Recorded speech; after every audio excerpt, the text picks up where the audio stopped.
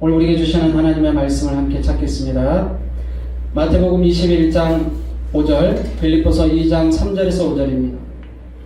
같이 읽겠습니다. 먼저 마태복음 21장 5절입니다. 시작. 시온 딸에게 이르기를 내 왕이 내게 임하니 그는 겸손하여 나귀 곧 엉에 매는 짐승의 새끼를 갖도다 하라 하였느니라. 아멘. 네. 이어서 빌립보서 2장 3절에서 5절입니다. 시작. 아무 일에든지 다툼이나 허용으로 하지 말고 오직 겸손한 마음으로 각각 자기보다 남을 낮게 여기고 각각 자기 일을 돌볼 뿐더러 또한 각각 다른 사람들의 일을 돌보아 나의 기쁨을 충만하게 하라. 너희는 이 마음을 품으라. 곧 그리스도 예수의 마음이니. 아멘. 제목 한번 따라하겠습니다. 겸손한 사람. 겸손한 사람. 네, 여러분 오늘 말씀의 중심에서 겸손한 사람이 됩시다라는 제목으로 함께 하겠습니다. 사람은 누구나 인정받고 싶어 해요. 저도 제가 상담을 공부하면서 저에게 있는 가장 큰 욕구 중에 하나가 뭘까 이렇게 봤더니 바로 인정받고 싶어하는 욕구가 강하더라고요. 제가 언제 더 그걸 느꼈냐면 결혼해서 더 느꼈어요. 결혼해서 제가 우리 정 목사님과 같이 살면서 정 목사님이 저를 인정해 줄 때 제가 행복해 하더라고요. 부족해도 아이고 잘했어요 아이고 잘한다 이렇게 해주니까 저도 모르게 제가 더 신이 나가지고 더 열심히 하고 있는 저를 보게 되었습니다. 그래서 처음에는 저를 이렇게 째려보면서 이렇게 부족한 거 있으면 자꾸 이렇게 잔소리도 하고 태클도 걸고 막 그래가지고 신혼 초에 힘들었어요. 그런데 나중에 정 목사님이 똑똑했는지 눈치가 빠른 건지 나중에는 김 목사님은 칭찬하고 경조해주고 인정해줘야지 되는구나 라는 걸 깨달았는지 어느 날부터 교회를 개척하고 얼마 안 돼서부터 이제 코로나가 터졌잖아요. 그러고 나서부터 저한테 설교 가지고 뭐라고 하질 않아요. 네. 그러면서 잘한다. 제가 볼 때 오늘 별로였거든요. 아이고 목사님 은혜 받았어요. 아이고 잘했어요 라고 칭찬할 때 저도 모르게 너무너무 그게 힘이 되더라고요. 저와 여러분의 삶 가운데도 이렇게 잘했든 못했든 있는 그대로를 사랑하고 품어주고 용납해주고 격려해줄 수 있는 그런 마인드가 있기를 축복합니다. 여러분 못하면 못한다고 지적하잖아요. 그 사람 더 잘할까요? 못할까요? 못해요. 겪어봐서 알잖아요. 안 해요. 또 아예 안 해버려요. 제가 우리 또 다른 사람 예를 들면 안 되기 때문에 정 목사님한테도 서로 신혼초에 신혼부부 있지만 같이 살면서 제가 또 이게 한 잔소리꾼 되거든요. 그래가지고 저도 막 잔소리를 많이 했단 말이에요. 서로 간에. 그래가지고 신혼초에 많이 싸웠어요. 너가 뭘 못하니 계속 못하는 것만 보나 봐요. 이상하게 잘하는 건 크게 안 보이고 못한 것만 크게 보여. 그래서 자꾸 이거 못한다 저거 못한다 서로 지적하니까 싸움밖에 안 돼. 그리고 어느 날 깨달았어요. 이게 아니구나. 이러면 안 되겠구나. 이게 목사 가정이 내가 이러면 되겠나라는 생각도 들고 여러 가지로 창피하더라고요. 그래서 기도하는 가운데 하나님이 깨닫게 해주셨어요. 잘하든 못하든 무조건 칭찬하자. 그래서 다음 아예 그러면 입을 닫든지. 그래가지고 제가 그 잔소리를 포기했습니다. 그날 이후로부터 제가 행복하게 살고 있습니다. 여러분 믿거나 말거나 요즘 행복하게 너무 잘 살고 있는데 왜냐하면 상대방의 단점보다는 자꾸 장점을 보려고 하고 자꾸 격려하니까 정 목사도 서로 너무 이렇게 좋아하고 저도 가는 게 좋으니까 오는 게 더 좋은 거예요. 이것도 칭찬. 그래서 인정을 하는 그런 가정으로 저희가 지금 살고 있게 되었습니다. 이 모든 게 하나님의 은혜인 줄 믿습니다. 근데 내 힘대로 안 되더라고요. 내 생각대로 안 되더라고요. 마음은 그렇게 살고 싶은데 눈에 보이는 게 그거니까. 그래서 하나님이 저를 기도하게 하셨는지도 모르겠어요. 40일 동안 기도하게 하신 이유가 그래서 너는 아직 멀었다. 기도해라. 그래서 계속 기도하게 하시는가 싶어서 이번 40일 특별 기도회 하면서도 너무 감사했습니다. 기도하니까 잔소리할 게 없어요. 기도하니까 안 좋은 걸 볼 이유가 없어요. 하나님의 은혜를 생각하는 것만 해도 벅차거든요. 하나님을 찬양하는 것만 생각해도 벅차거든요. 할렐루야. 아멘. 사랑하고 품어줘도 모자랄 인생입니다. 서로 아끼고 사랑해도 부족할 시간입니다. 우리 사랑의 숲교회 성도 여러분, 함께 예배하는 모든 분들에게 축복합니다. 여러분의 삶에 서로 격려하고 축복하고 서로 위로하는 그러한 가정, 그러한 삶이 되기를 축복합니다. 아멘. 우리 예수님을 생각해 보십시오. 예수님께서 어떻게 하셨는지. 예수님께서 제자들이 잘못을 했을 때 그 잘못한 걸 하나 꼬집고 이거 못했니 저거 못했니 하면서 끌고 가시지 않았어요. 물론 부족한 것은 혼을 내기도 했지만 예수님께서 항상 제자들의 연약함을 붙들어 주시고 그들의 부족함을 세워주시고 오히려 바꾸셔서 하나님이 원하는 길로 하나님 예수님을 따라갈 수 있도록 이끌어 주셨습니다. 몸소 모범을 보이면서 말이죠. 오늘 성경에 보니까 예수님께서 이스라엘 백성들을 앞에 나타나셨는데 어떻게 나타나셨느냐? 예루살렘으로 입성하실 때 정말 상상할 수 없는 모습으로 나타나셨습니다. 예수님은 만왕의 왕이십니다. 여러분 동의하십니까? 아멘. 그런데 왕이신데 그 왕께서 원래 뭘 타고 와야 돼요? 멋진 가마를 타든지 멋지게 입장하셔야 되잖아요. 근데 예수님의 모습을 보십시오. 오늘 성경에 보니까 뭐라고 이야기하고 있어요? 초라하게 어린 나귀를 타고 오시는 거예요. 어린 나귀를 타고 따가닥 에이 하면서 그 조그만 나귀를 타고 그냥 휘청휘청 하면서 그 나귀를 타고 들어오시는 모습을 상상해 보세요. 어떨 것 같아요?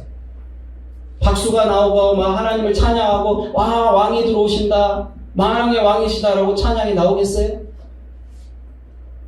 별 볼 일 없는 모습을 보면서 그런데 여러분 만왕의 왕이 되신 예수님이 그냥 초라하게 어린 나귀를 타고 들어오신 거예요. 그럴 때 이 성경에서 뭐라고 이야기했습니까? 오늘 저와 여러분 읽었습니다. 21장 5절입니다. 다시 한번 보겠습니다. 시온의 딸에게 이르기를 내 왕이 내게 임하나니 왕이 임하는데 그는 뭐 한다고요? 겸손하여 나귀 곧 멍에 매는 짐승의 새끼를 탔도다. 어린 나귀 새끼를 타고 입성하고 계시는 겁니다. 근데 그 모습이 마치 어떻다고요? 겸손한 모습이었다는 겁니다. 오늘 저와 여러분의 삶이 어떤 모습입니까? 오늘날 많은 사람들은 인정받고 싶고 자기가 잘났다고 뽐내고 싶고 자꾸 왕의 자리에 올라가기를 원하고 대접받기만 원해. 오늘날 그리스도인들이 잘못하고 있는 것 중에 하나는 뭐냐면 자꾸 나만 인정해주고 내가 잘났다고 이야기해주기를 바래요. 그런데 성경의 정신은 예수님의 정신은 겸손하여 어린 나귀를 타는 모습이었다는 겁니다. 내가 인정받아야만 교회에서도 어디에서 가정에서도 내가 남편인데 말이야 내가 누군데 말이야 감히 이렇게 고개를 쳐들고 나 잘났어라고 하면 교회는 무너질 수밖에 없고 가정도 무너질 수밖에 없습니다.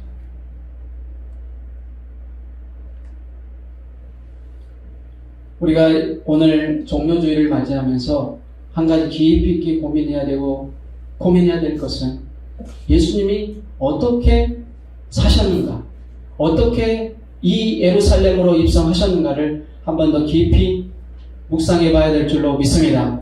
아멘. 예수님이 나귀를 타고 입성한 그 모습은 겸손한 모습이었습니다. 그 겸손한 모습을 보고 이스라엘 백성들이 찬양했습니다. 뭐라고 찬송하고 있습니까? 나귀를 타고 오시는 예수님을 보면서 찬송했습니다. 호산나 호산나 다윗의 자손이여 찬송하리로다. 주의 이름으로 오시는 이여 가장 높은 곳에서는 호산나 하더라. 할렐루야. 그 모습을 보며 칭찬하더란 말이에요. 그 예수님의 모습에 많은 사람들이 손을 흔들고 예수님의 그 겸손한 모습을 높여드렸다는 거예요. 오늘날 교회가 어떻게 살아야, 어떻게 신앙생활해야 하나님으로부터, 세상 사람으로부터 인정받을 수 있을까요? 겸손한 모습으로 나아갈 때 인정받을 줄 믿습니다. 아멘. 사랑하는 성도 여러분, 겸손합시다. 아멘. 낮아집시다. 아멘. 그것이 주님이 우리에게 주시는 메시지입니다. 아멘. 특별히 가까운 사람에게 좀 낮아져 봅시다.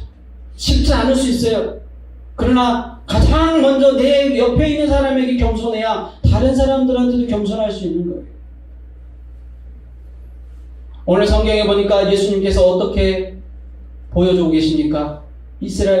제자들에게 어떻게 나타나고 계십니까?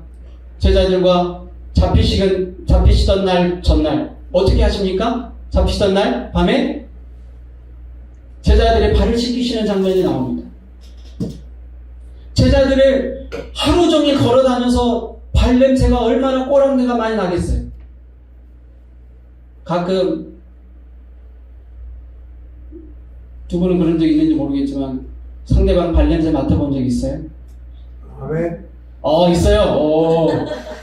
가끔 우리 정 목사님이 발 한번 맡아보라고 냄새 맡아보라고 저한테 발을 내밀 때 상당히 힘들었습니다. 네. 근데 여러분 발냄새 맡는 게 쉬운 게 아니에요. 그쵸? 하루 종일 다니면서 열심히 살았다 이거지. 나 얼마나 고생했는지 알아? 발냄새 맡아봐 하면서 내밀 때 그 그윽한 냄새, 향기롭구나 라면서 이야기를 할 수가 없어요. 그쵸?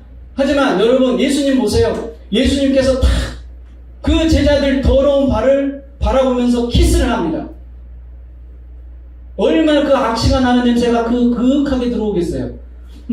냄새 좋다. 물론 그렇게 안 하셨겠지만 그 냄새를 맡아가면서 예수님께서 제자들의 발을 씻기십니다.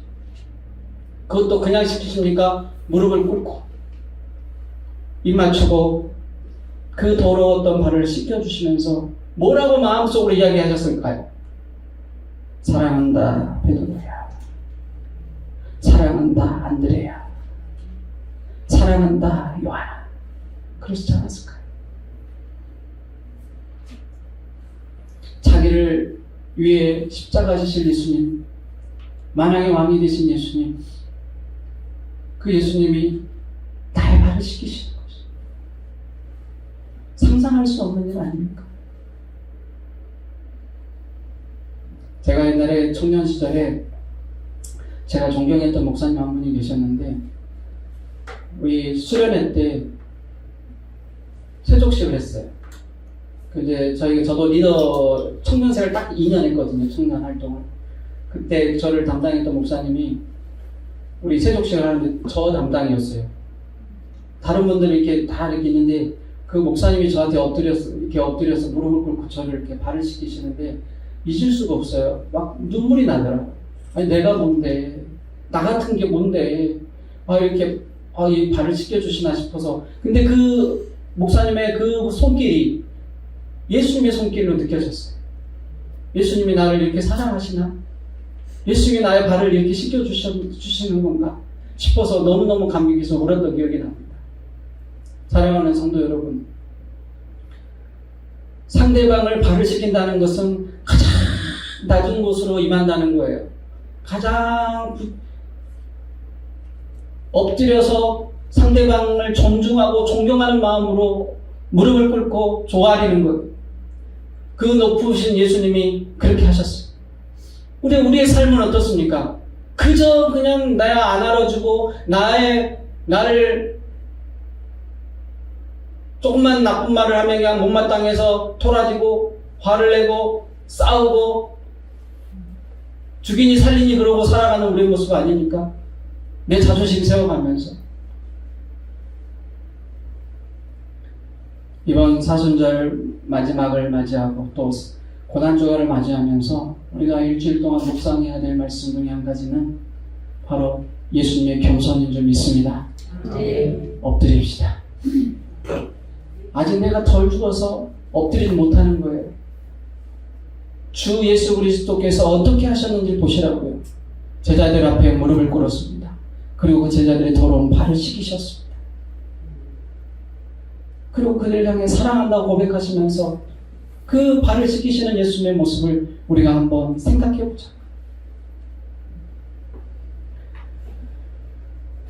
주님이 그렇게 엎드리고 겸손하게 낮아지실 뿐만 아니라 제자들과 또 이스라엘 백성들 그리고 온 인류를 위해 십자가를 지셨습니다. 자기를 십자가에 못 박히기까지 겸손하게 낮아지셨습니다. 모든 이름에 뛰어나신 주님이 하늘의 보좌를 버리고 우리 가운데 오셔서 저와 여러분을 위해 자신을 희생시키셨습니다. 이보다 더 큰 겸손이 어디 있겠습니까?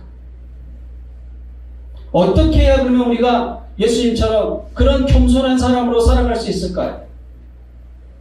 첫째 한번 따라하겠습니다. 다툼이나 허용으로 하지 맙시다. 오늘 본문입니다. 3절에 같이 한번 읽어보겠습니다. 우리에게 주신 하나님의 말씀입니다. 시작. 아무 일에든지 다툼이나 허용으로 하지 말고 오직 겸손한 마음으로 각각 자기보다 남을 낮게 여기고. 아멘. 아멘. 오늘 성경에 보니까 겸손하려면 어떻게 하라 그랬느냐? 바로 다툼이나 허용으로 하지 말래요. 다툼은 하나님이 정말 싫어하는 것 중에 하나입니다. 이 땅에 예수님이 오신 목적이 무엇입니까? 화평케 하러 오신 줄 믿습니다. 아멘. 화평하러 오셨다 그랬어요.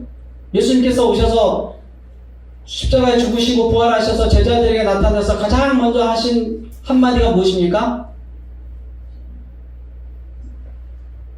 이게 뭐예요? 샬롬, 평안할지어다. 우리의 심령이 평안하기를 빌었어요. 주님이 우리가 화평하기를 원하세요. 화목하기를 원하세요.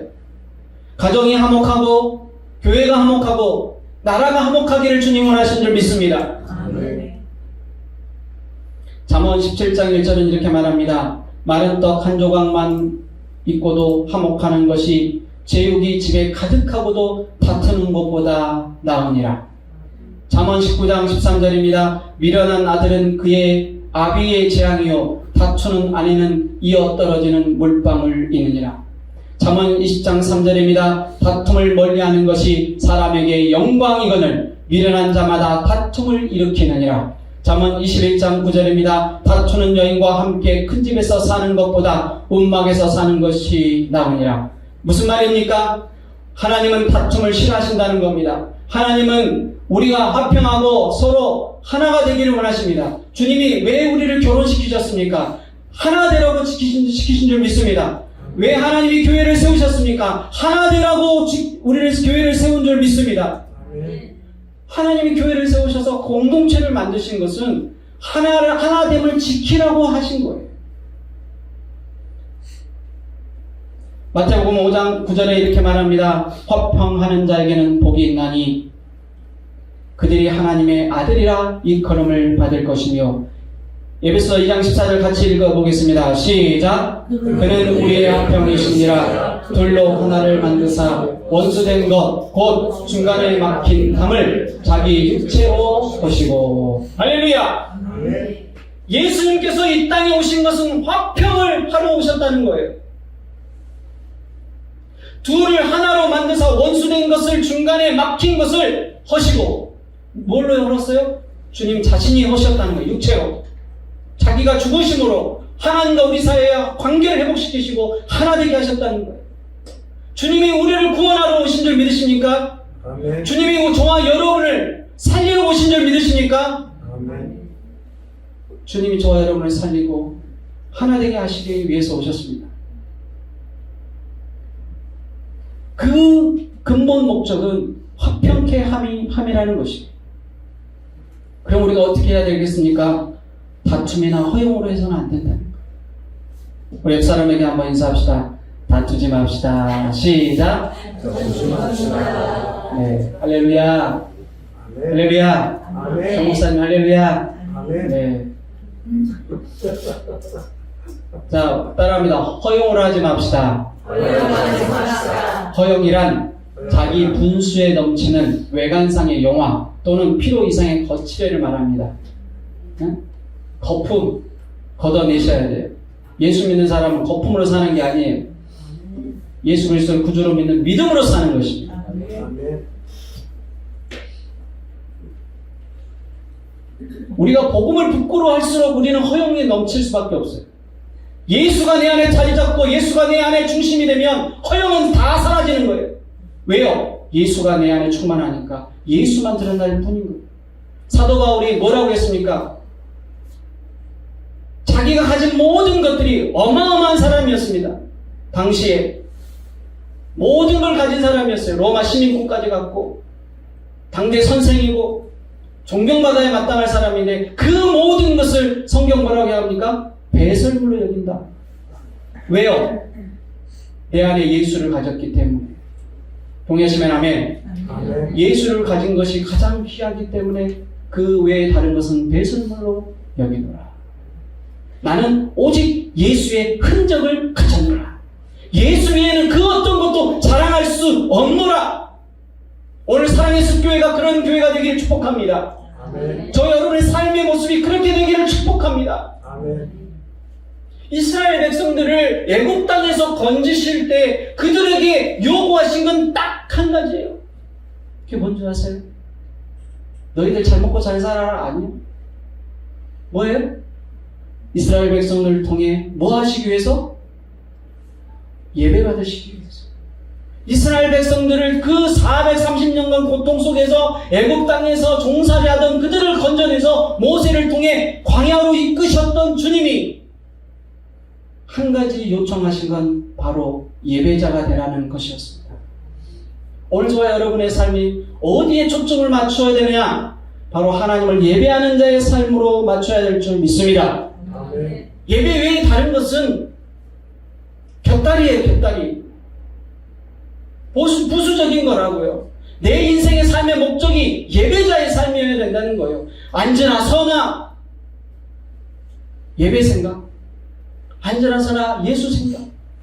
어떻게 하면 예수님을 기쁘게 할 것인가? 어떻게 하면 하나님의 영광을 위해 살 것인가를 고민하는 우리가 되었으면 좋겠습니다. 아멘. 그럴 때 하나님께서 이 모든 것을 너에게 더하시리라. 먼저 따라합니다. 먼저 그의 나라와 그의 의를 구하라. 그리하면 이 모든 것을 너에게 더하시리라. 할렐루야. 삶의 우선순위가 바뀌면 안 돼요. 이스라엘 백성들이 광야로 나와서 가장 먼저 하나님을 높였습니다. 그런데 그건 한순간이었어요. 잠깐. 그리고 자기 앞에 닥친 어려움과 시련을 또 목마름 또 배고픔을 참지 못해서 원망하고 불평했습니다. 오늘 저와 여러분의 모습은 어떻습니까? 조금만 뭔가 힘들어지면 원망하고 불평하고 또 애국으로 돌아가야 된다고 얘가 교회를 안 다닐 때가 나았지. 아이고 교회에 오니까 너무나도 힘들어. 이거 하지 마라 저거 하지 마라. 아이고 왜 이렇게 하나님을 이렇게 힘들게 만드는 거야 하나님은. 아유 괜히 예수 믿었나 봐. 예수 믿어도 잘된 것도 없고 돈 많이 버는 것도 아니고 맨날 뭐 교회 나와서 기도하라 뭐 하라 아유 지겨워. 왜 너무 똑같아요? 사랑하는 성도 여러분, 이런 모습은 하나님이 싫어하세요. 그러라고 부른 거 아니라고요. 따라합시다. 하나님을 예배합시다. 여러분, 하나님 예배한 건 하나님을 기쁘게 하는 건 아주 쉬워요. 어려운 거 아니에요. 너희들에게 어려운 걸 이야기한다고 성경 말씀하지 않았잖아요. 아주 쉬운 거라고 그랬어요. 하나님은 우리가 하나님 죄송합니다. 여러분 좀 리얼하게 재밌게 하려고 하는 거니까. 네. 하나님 사랑해요. 하나님 우쭈쭈. 하나님 사랑해요. 그렇게 하나님만 높이면 돼. 뭐가 어려워요? 하나님 잘하셨어요. 하나님 너무나도 위대하세요. 할렐루야. 아멘. 이렇게 하나님만 높이면 되는 일을 왜 이렇게 우리는 힘들어하냐고. 이것만 잘하면 하나님이 다 호주머니에서 다 꺼내주겠다는데 너 뭐 원해? 말만 해. 하면 다 빼주겠다는데 왜 우리는 그건 못하고 자꾸 투덜거리고 짜증내고 이것밖에 못해주냐 그러고 자꾸 돌아서서 애국만 쳐다보고 있고. 사랑하는 성도 여러분, 우리 안에 거품을 뺍시다. 할렐루야. 아멘. 거품을 빼고 내 안에 예수로 채워야 될 줄로 믿습니다. 아멘. 알프레드 아들러는 프로이드 융과 함께 정신분석학 3대 거두로 유명한 사람인데, 이 사람이 열등감 콤플렉스를 극복하기 위해 우월성을 추구해야 된다고 강조했어요. 허영심이 강한 사람은 저 위로 향하는 선만 바라보면서 자신이 불완전하다고 느끼고 자기 자신의 역량을 훨씬 넘어서는 높은 목표를 설정합니다. 그리고 항상 다른 사람보다 뛰어나고 싶어 해요. 그래서 허영심이 강한 사람의 이면에는 극심한 열등감이 있다고 합니다. 때문에 집착이 나오고 무리수가 나온다고 합니다. 따라서 하나님의 사람들은 다툼이나 허영을 버리고 자신을 알고 겸손한 자가 되도록 자신을 낮추는 거품을 빼는 훈련을 해야 된다는 거예요. 거품을 빼고 자신을 보면 내 현 주소가 나와요. 그래서 상담할 때도 저도 이제 제가 상담 전공자이니까 상담할 때 가장 먼저 내담자에게 요청하는 것 중에 하나가 뭐냐면 바로 그거예요. Here in now. 따라합시다. Here in now. 네, 영어를 써서 죄송합니다. 그 말의 뜻은 뭐냐면 지금 이 순간 당신의 마음은 어떠십니까? 다른 거 다 빼고 지금 당신은 어떠십니까? 지금 현재를 보게 하는 거예요. 현재 당신은 지금 어떠십니까? 지금 마음을 표현해 보세요 라고 이야기를 해요. 여러분, 우리가 미래를 바라보고 큰 그림을 그리고 비전을 바라보고 가는 거 좋아요. 하지만 자기 자신의 어떤 그걸 고려하지 않은 상태에서 미래만 추구하면 위험한 사람일 수밖에 없어요. 허영심으로 가득 찰 수밖에 없어요. 이거 차이가 있어요. 차이가. 겸손한 자는 자신을 볼 줄 알고 낮출 줄 압니다. 교회 안에서는 자기 자랑하는 곳이 아니라 예수님 자랑하고 예수님만 높이는 곳이 교회가 되어야 될 줄로 믿습니다. 아멘.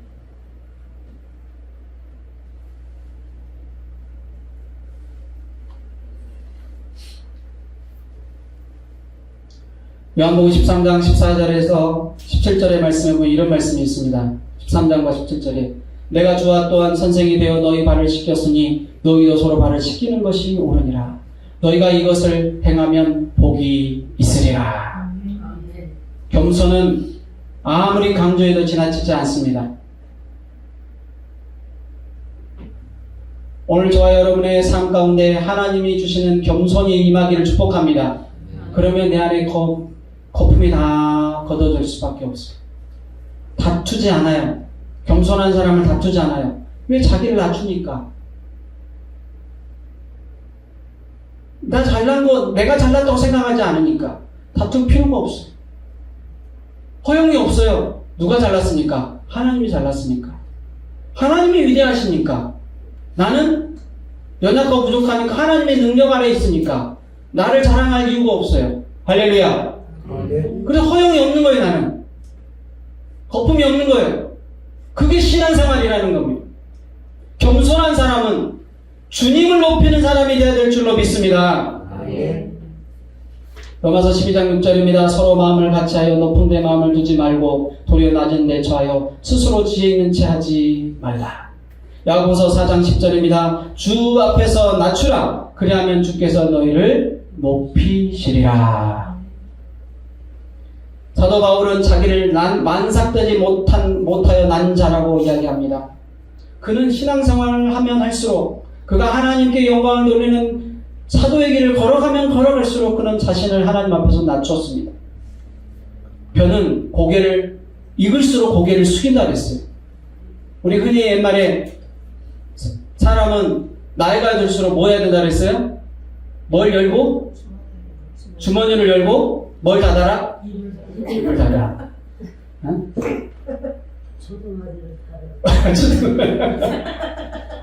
그래요. 그 말의 뜻은 무엇입니까? 겸손하라는 이야기예요. 그래야 존중받는다는 겁니다. 참된 겸손은 내가 얼마나 부족한 죄인이며 허물과 죄악이 많은 사람인지를 깨닫는 것입니다. 하나님 앞에서 말이죠. 하나님, 저는 부족한 존재입니다. 나 같은 죄인을 사랑하셔서 감사합니다. 하면서 엎드리는 사람이 겸손한 사람인 거예요. 교회 안에서도 저 같은 사람을 써주셔서 감사합니다. 저 같은 게 뭐라고 하나님 너무나 감사합니다 하면서 하나님 앞에 엎드릴 줄 아는 사람, 교회 안에서도 엎드릴 줄 아는 사람, 그런 겸손한 사람을 하나님이 찾으시는 줄 믿으시기 바랍니다. 미국 하버드 대학교 교수인 헨리 나우겐이라는 박사가 있습니다. 갑자기 그가 교수직을 사임하고 정신박야가 수용시설에 들어가서 여러 가지 허드렛 일을 하는 데이브 레이크 복지원에 들어가 신학계의 화제가 되었다고 합니다. 그는 세계적으로 가장 명성 있는 신학자 중 한 사람이었습니다. 그리고 그는 학생들에게 존경을 받았던 학자이기도 했습니다. 그는 그의 저서 20여 권이나 되는 것들이 모두 다 베스트셀러가 될 정도로 유명했습니다. 그러나 그는 높고 위대한 자리에 가기를 원치 않았습니다.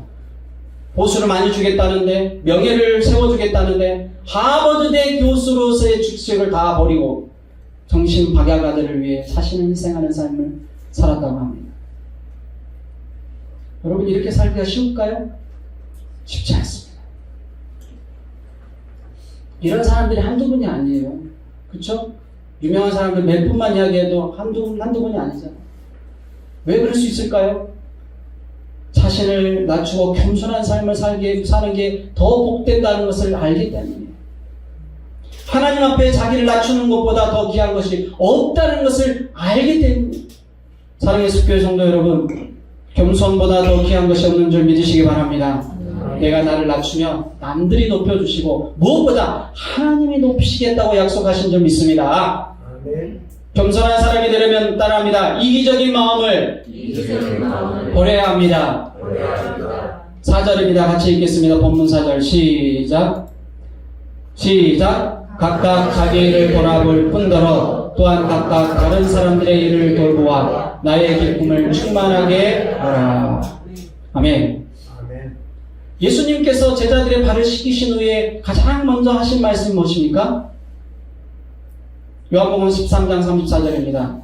바로 새 계명을 너에게 주노니 서로 사랑하라. 하나님이 계명을 주셨는데 10계명 말고 한 계명을 더 주셨어요. 그 주신 계명이 뭐냐? 서로 사랑하라. 이보다 더 큰 계명이 없어요. 여러분 사랑하고 계십니까? 아멘. 진짜 사랑하고 계십니까? 아멘. 사랑하라 했는데 걸리는 사람 있으면 여러분 기도하세요. 이 사람이 걸리네. 이 사람은 제끼고 싶은데요. 아니, 안 되는데. 이 사람 도저히 용납이 안 되는데요. 이 사람 도저히 못 품겠는데요. 그 사람을 위해 기도하십시오. 하나님이 이 사람은 사랑하고 저 사람은 사랑하지 말라 하셨습니까? 아멘. 그런데 없어요. 성경은 내 이웃을 내 몸과 같이 사랑하라. 새 계명을 주노니 서로 사랑하라. 할렐루야. 네.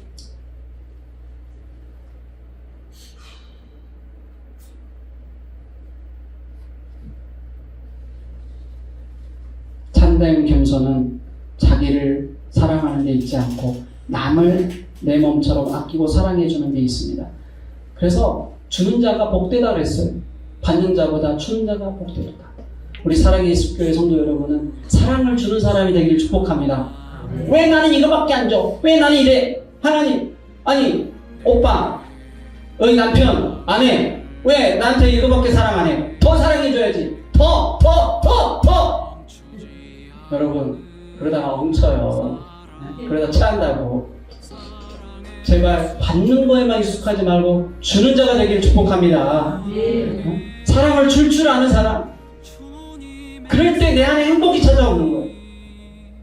여러분 제가 어제 설교 준비하면서 사진 한번 보여주세요.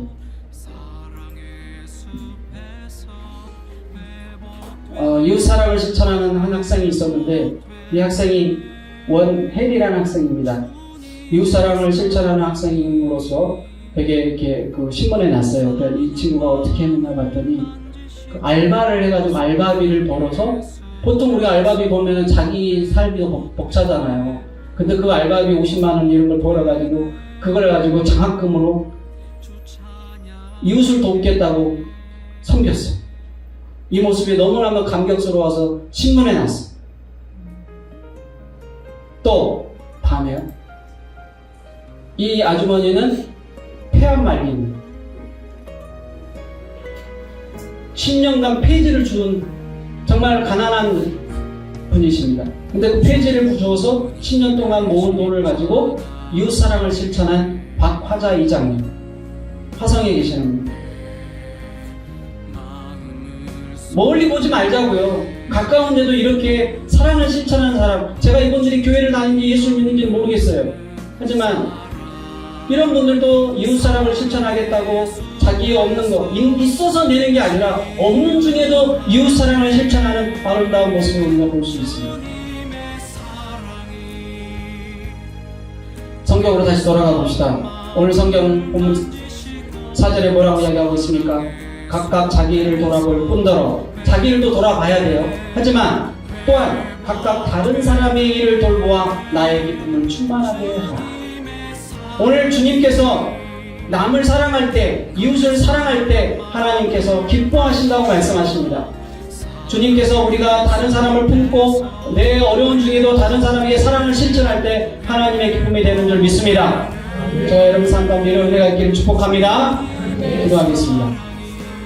사랑의 하나님 아버지, 오늘 우리가 주의 말씀을 마음에 새겨봅니다. 하나님, 우리가 주의 말씀대로 하나님의 사랑하고 또 겸손한 사람이 되어서 네 이웃을 내 몸과 같이 아끼고 사랑할 수 있는 하나님의 사람 되게 하여 주시옵소서. 그래서 주님의 사람으로서 아름답게 세워지기를 원합니다. 감사함이 예수 그리스도의 이름으로 기도드립니다. 주 찬양해